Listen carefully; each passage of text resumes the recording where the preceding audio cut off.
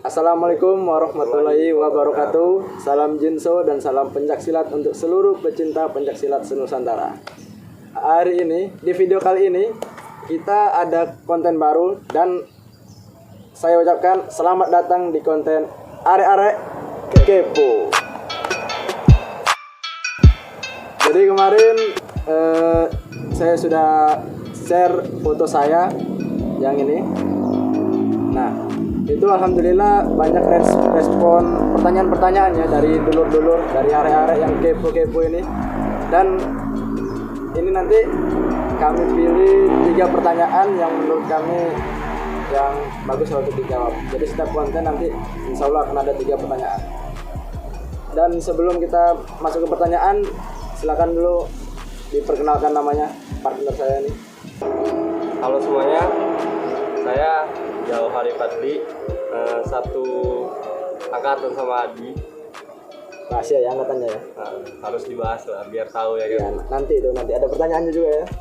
Mungkin itu aja sih. Ya. Instagram ini... saya di sini. Oh iya, Instagramnya di mana? Ya, jadi Mas Fadli ini dulur kita ya dari KSP Kerasakti. Jadi ini sebenarnya tadi saya mau partner saya itu warga Pagar Nusa, tapi beliau berhalangan, jadi dulur sendiri kita jadikan partner. Oke, mungkin bisa langsung masuk ke pertanyaan pertama. Silakan dipilih, Mas Fadli. Oke, pertanyaan yang pertama.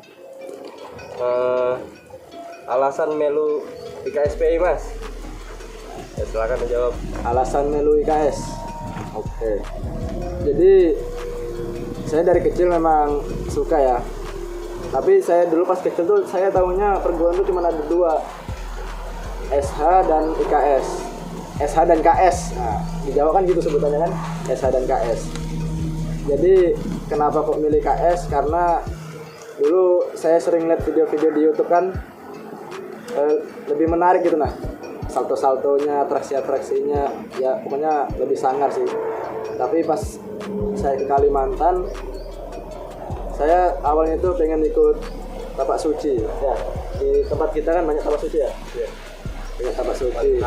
Ya paling rame lah karena memang ekskul di SMA, di SMP itu tapak suci yang mendominan. Tapi pada saat saya sudah izin ke orang tua ternyata nggak dibolehin.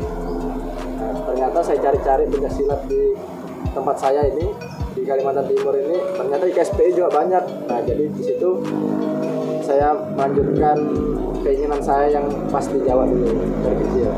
Jadi alasan ikut IKSPI karena memang suka gitu aja ya. Kalau Mas Fadli apa nih? Kan IKS juga. Oh, kalau saya sih dulu tuh yang pertama itu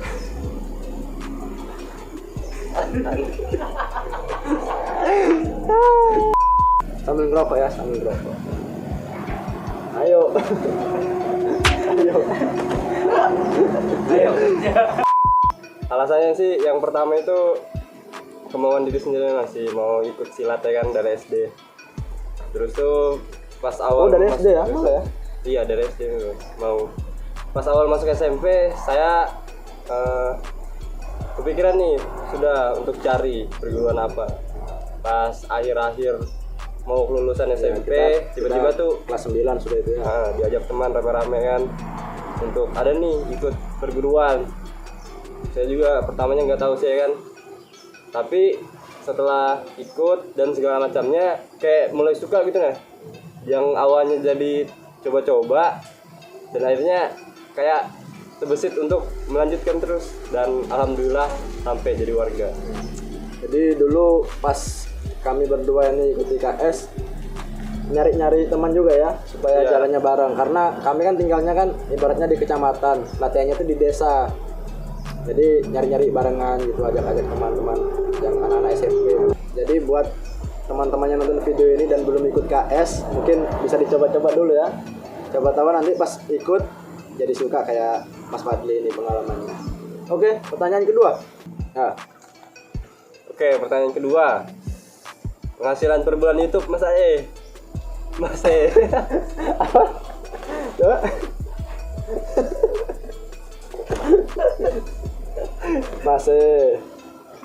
Mas itu masnya. penghasilan per bulan YouTube Mas. Nah, penghasilan per bulan. Sebenarnya kalau untuk penghasilan nggak bagus kita bocorkan di sini ya, karena kan penghasilan itu kan sifatnya sudah privasi kan. Toh kalau kalian tahu penghasilan saya juga untuk apa gitu lah. Lanjut. Oke. Pertanyaan selanjutnya, berapa persen seni bela diri kungfu dan berapa persen seni bela diri silat di IKS Mas? Nah ini pertanyaan bagus nih. Yang teman-teman lihat di YouTube atau teman-teman biasanya lihat di atraksi itu kan dominan gerakannya kan memang kungfu ya. Padahal di IKS ini juga ada silatnya. Ya karena kami ini sama-sama IKS, mungkin Mas Pardi duluan bisa jawab berapa persen Mas? Oke, kalau menurut saya sih dia kayaknya lebih banyak condong ke kungfu sih. Soalnya dari gerakannya juga, kemudian pola pernapasannya dan segala macamnya itu saya lihat lebih banyak ke mengarah ke kungfu. Tapi di samping semua itu juga tidak melewatkan budaya kita di sini kan, yaitu silat. Jadi mereka tuh bisa saling menyatu gitu nah. Dan kemudian juga kalau misalnya ada pelatih kalian yang ibaratnya agak gimana ya, lurus dengan silat, pasti dia akan mengajari tentang silat juga. Itulah. Soalnya kan banyak di IPSI yang bisa dipelajari. Tuh. Jadi kalau untuk persentasenya berapa kira-kira? 70-30 lah. Kalau menurut saya ya, dominan mana kungfu sama silat di IKS? Kalau aspek persen sih sama sih, 70-30 ya. 70% untuk kungfu, 30% untuk silat. Jadi itulah keuntungannya kalau teman-teman ikut IKS. Kalian dapat kungfu, dapat juga silatnya. Jadi yo kungfu yo silat ya. Yes, mana? Makanya melo IKS. Oke, pertanyaan selanjutnya. Oke, lanjut. Sosok bro. Mas, kalau boleh tahu sabuk IKSPI dari terendah sampai tertinggi itu warna apa aja ya Mas? Oke. Pertanyaan dari siapa? Ini pertanyaan terakhir berarti ya? Nah, dari Muhammad Sobur. Muhammad siapa? Muhammad Sobur. Nanti Mas Muhammad Sobur ini belum ikut IKS ya? Karena nggak tahu kan? Kalau secara resmi dan menurut ADART IKSPI Kerasakti, tingkatan sabuk yang pertama itu hitam. Kalau menurut ADART hitam itu bisa disebut polos. Kemudian naik ke tingkat kuning. Kemudian naik ke biru.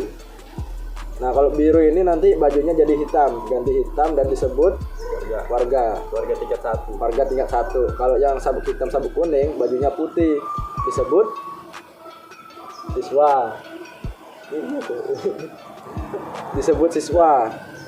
Dan habis biru naik ke merah, itu warga tingkat 2, bisa disebut pendekar juga, bajunya hitam.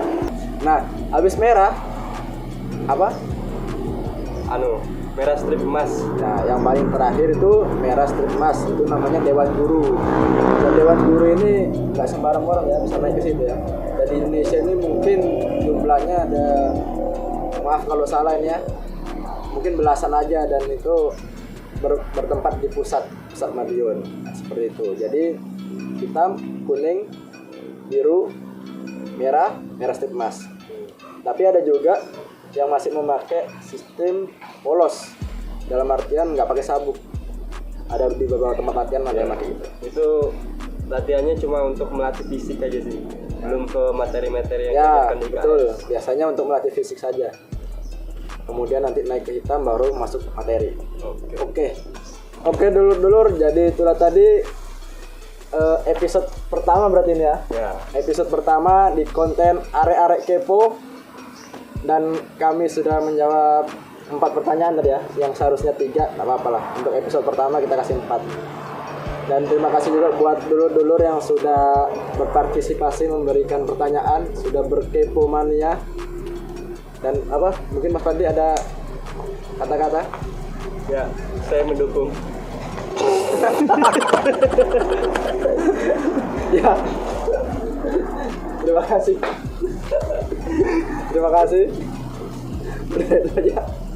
Ya, terima kasih sudah didukung.